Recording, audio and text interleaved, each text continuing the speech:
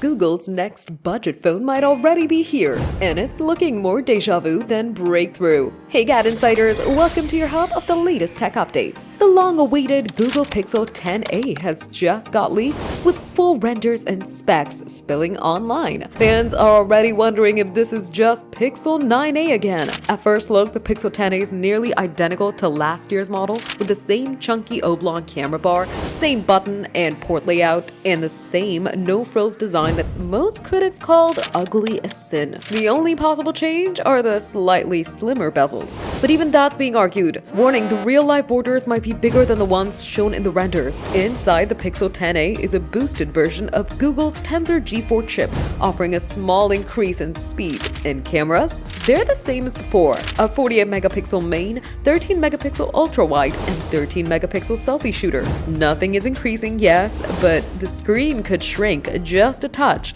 to 6.2 inches, down from 6.3, while the body might get a bit thicker. This could mean a bigger battery than the Pixel 9a's 5100 mAh cell. A brighter display is rumored too, but don't expect any major redesigns or groundbreaking features. Only thing saving this phone from disgrace is the price. Google plans to roll this out at $499, keeping it in true mid-range territory. The Pixel 10a is expected to land in early 2026, but if these leaks are true, fans might be better off grabbing a discounted 9a or wait for the Pixel 11. After all, this new phone might just be the same old Pixel in a slightly shinier box. For more updates, subscribe to GadInsider, and don't forget to hit the bell icon, drop a like, and comment what you think about this.